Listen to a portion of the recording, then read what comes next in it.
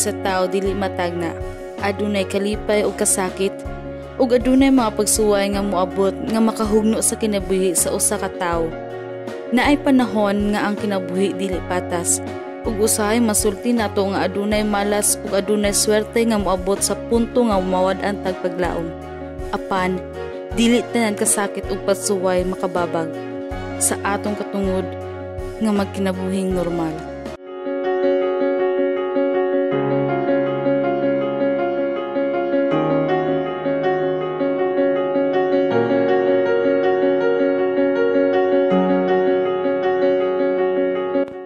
Kini si Ferlito Otero o mas nailhang Toto. 32 anyos ang panuigon ug nagpuyo sa sitio Alimango, Barangay Baginbin, Palumpon, Leyte. Bisan siyang kahimtang, aduna siya daghang talento nga maipakita ug maikapasigarbo sa ubang tao.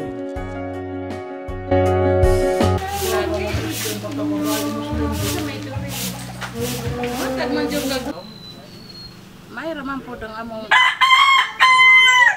kan sayang pag bana mo dere. Kaya lagi na og maligo ako. Panabon sabon, kaya man lagi maka sabon di maka gunay og sabon. Wa jud ko, manimaniho na jud na siya ipapilit ng sabon sa bongbong, ibangnos ang na makaligo siya. Kaya wa ko, di kanang yung pumangkon, laki. Maligo siya. Eskwela man lagi, ako jupit man niya mag-ligo. Naangkon man ni Toto ang dakong pagsuway sa kinabuhi, apan wala siya gikulangan sa paghigugma sa iyang pamilya.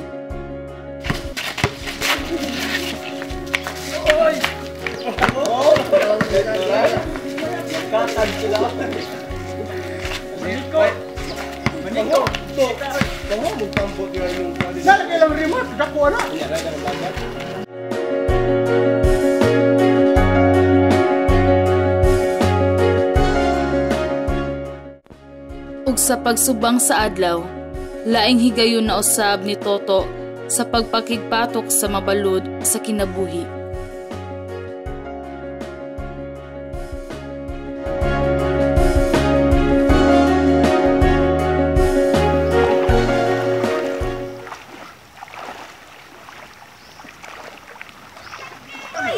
Oh, grabe!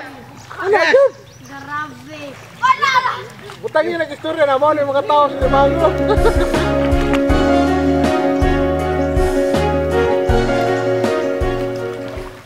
Kining akong sitwasyon na anat naman ko sa hangtod gamay pa ko at ko tapos ang kanang sigurong uban nga sa ilahang kuan nga dili inborn kuan siguro maglisod siguro na sila pero sa akong kuan sa akong kanang sitwasyon karon nga mingani ko okay raman ko kay daan man pagkataong akong kuan kung mao naman gini akong kinabuhi okay raman.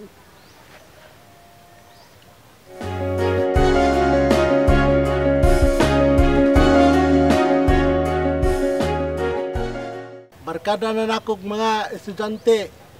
Pinangga mo po hinong ko nila sa ngani ko. Pero kuano di na po ko nila pasagdahan sa asa ko ilalang ko kuanon, timanon ko nila.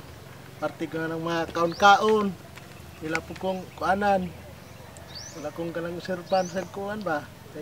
Ngani nga namauhan po na parte ng mga pangwarta di na mo po kuma lugi sa ngana kamao ko.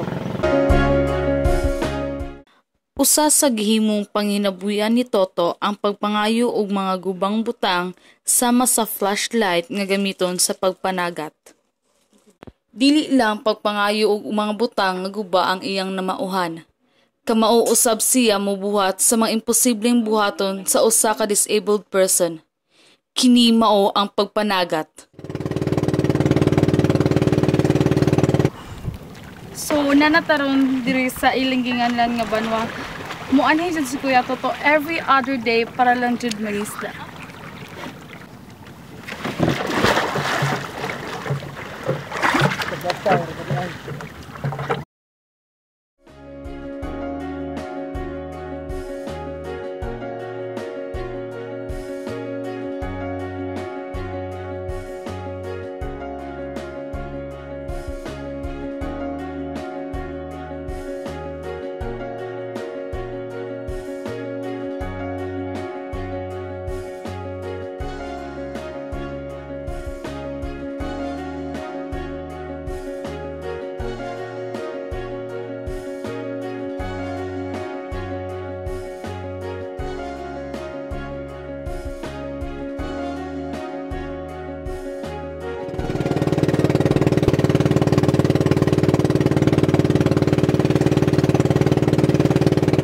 wala man tay isda nga nakuha Magtabay ron. kung pamana niya ito. Maging dagat. So wala day tay swerte ron. Wag swerte kay na kung dagat. Tugaw na. Sunod na lang day.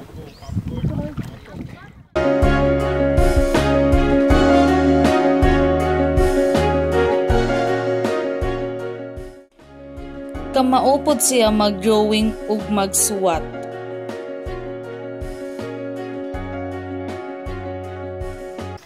Ang nagbasol jud din ko sa akong kinabuhi kay pag ispartik pag eskwela college wa man may kagasto pod, wa man may lisod pod nako kanang may duol ra sa eskwelahan nga kuan kay maka kuan ra man ko naman akong inahan nga makahikay nako ako rang usa didto lisod man way buglong-ag ana ba pero aka na pong akong basulan po niya ingana. Lain po ng uban nga ng mga kuan lagi kanang mga panlihok nga kuan. Mao po na akong basulan kanang di nako makaya bitaw kaayo. Pero mao man gihatag sa Ginoo nako. Wala po ko nagbasol sa iya kay siya may pagbuot ang tanan.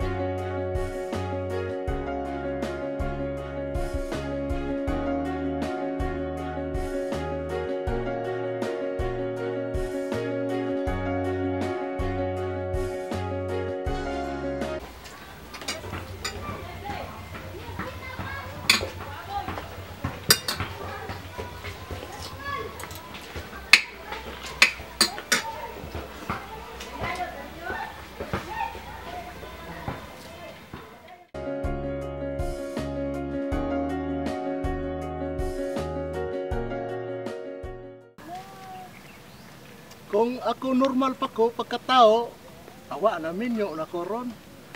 Tapos, kuan ako ron sa Manila ba ron, or asa ko ma-assign kay, bisag, kuan, ingani ko nga, kakuan mangani ko, lupig pa mangani na akong normal, kaysa na ako di normal ang uban.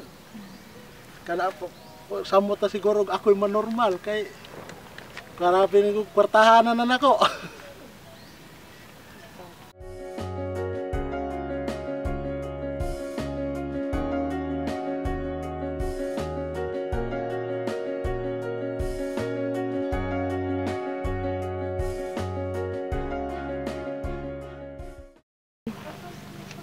Ako pa'y nakadaan ng ilang mga lawas nga kumpleto, himsog.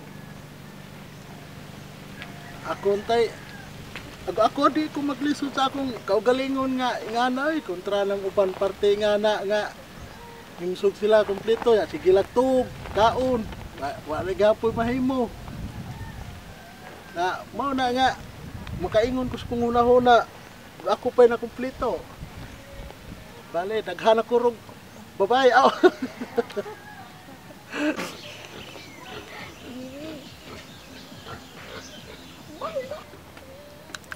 Ako lang ika-advise ninyo nga kamo mga kumpleto manggid mo pero kuan ayaw din mo pag tapol-tapol labi na ng mga minyo. Ay kinain inyong pasagdahe kay inyong mga asawa kung magtinapulan mo. Di jud mo mag silbi inyong kaminyoon. Ako pala na kumpleto nya minyo ko. Di ko sama siguro para yung ana nga magtinapulan ay kay sa ingani ko kakaya man gani ko parte trabaho para sa uban.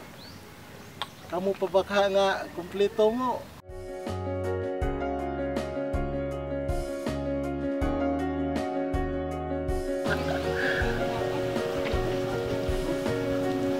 Masubay man natong tanan ko niya. Mabuhi man gyapon ta. Sige atas pisot. Magwanta ka. Siya kay anak, di mahal gyapon ako siya.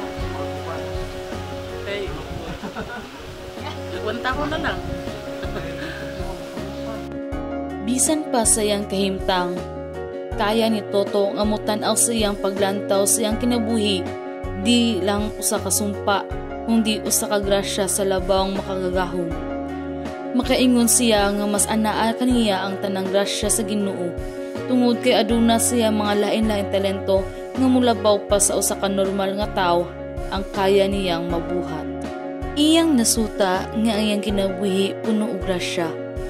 Tungod kay aduna siya yung mapinanggaon na musuporta nga pamilya ug mga higala nga anda mo tabang ug maghulma kaniya isip usa ka maayo nga normal na tawo gikan pa sa iyang pagkabata hangtod sa panahon nga nakakatun siya unsay maayo ug unsay dili.